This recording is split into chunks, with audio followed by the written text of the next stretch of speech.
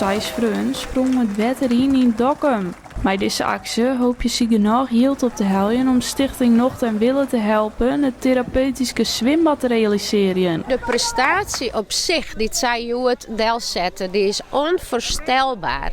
Want 15 kilometer is een monstertocht. Zelfs voor deze mensen die ervaren zwemmers binnen. Ja, het is zeker wel een uitdaging. Vorige keer heb ik 10 kilometer zwom. En dan moet je toch even tijd nemen om even wat te drinken en te eten. Ik hou er rekening mee dat het ergens onderwijs op peanutdwang gaat, maar dat zullen we wel. Dat hij me wel voor. Jazeker, ja. En we kwamen op dat idee omdat ik samen met vrienden in Duitsland, toen gingen we toe extreme doelen die ik dan wel had, zoals Ironmans dwan.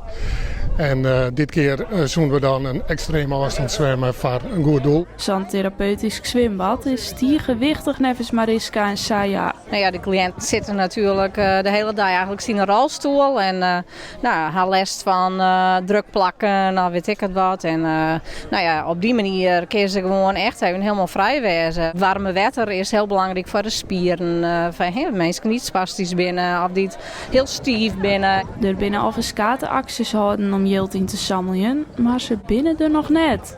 En dan zitten we om en nabij de €50.000 van de 154.000. Dus we zijn al een mooi eindje bij. Het begint wel schijn. Ik zwit me deer, dus ik wil er wel in.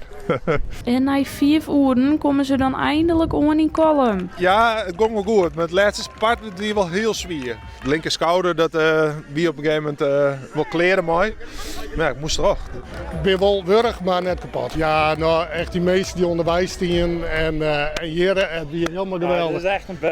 Dit is echt een kanjer, ja? Deze man die kan zwemmen, jongen. Ja, we kwamen de trainer sleept en wij hadden ze nou dan op elkaar wachten wie in een valkboot.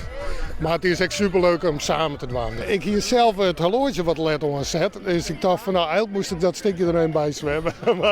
Straks even wat lekker zitten op een bank en morgen gewoon weer aan de gang.